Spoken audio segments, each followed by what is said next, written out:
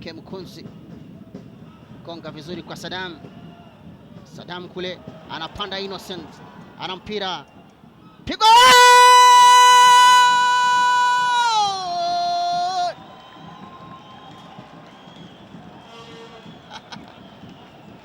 Anafungua akaunti yake kijana huyu Innocent Tiseye kutoka timu ya Magashu.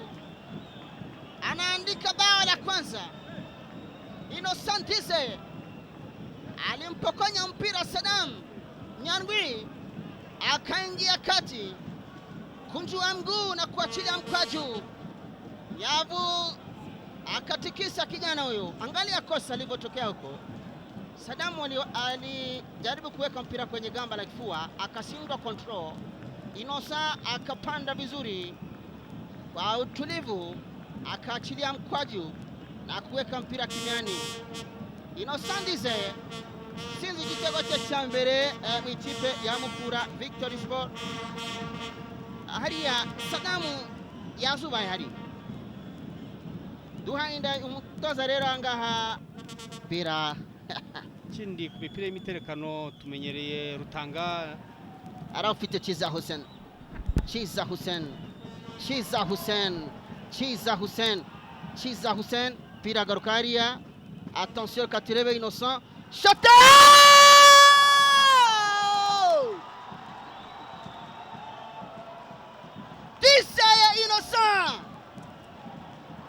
Tiseye Innocent tinzi igitego cye cya kabiri. Iyi rero kabiri Generation MPC fan club nshyashya. Umusore arabambye ati reka mbaye ibyishimo. Sore atutse mu ikipe y'Amagashu.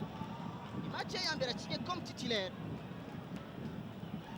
Tiseye Innocent defense ya Rayon Sport nakubwiye ko ku ruhande rwa Rayon Sport uruhande rw'ibumoso irahuzagurika cyane akaze ko gakozwe na Chiza Nyandwi Saddam hari ku ruhande rw'icyane ho ubona icumbagira rwose. Urabona ko yarasubiye inyuma kureba ko yafata umupira ku wapi. Voilà hariya Innocent agiye gutera umupira Saddam aturuka inyuma. Kosa rikomeye cyane hariya. Ariko nanone ku ruhande rwa Saddam reka tuvuge gutyo, umufasha gukina muri couloir ninde? Defense ntabwo ihagaze neza. Agomba kugaruka kumufasha muri couloir kurekipera. Iminota 29 rero 28 tayari ikipe ya Mukura oneri ikipe ya Rayon Sport. Pirate vuba gitego cyiza cyane hariya. Musare Manzitseri akaba ahesheje ikipe ya Rayon Sport igitego nyuma yo kuzubara hariya. Manzitseri atsinze igitego cye mu ikipe ya Rayon Sport, nawe afunguye konte ye mu ikipe ye ya Rayon Sport. Manzitseri reba ari uburyo byageze, umupira watewe rwatubyaye, arasamukana aragenda babesha. Reba yarahagaze wenyine. Saidi Shwi yamenye aho anyuze.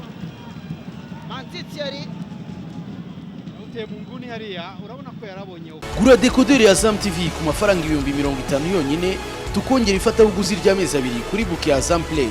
Ushobora kandi kugura abonnement ukoresheje MTN Mobile Money, Airtel Money na Tigo Cash, ndetse no kuba duhagarariye mu gihugu hose.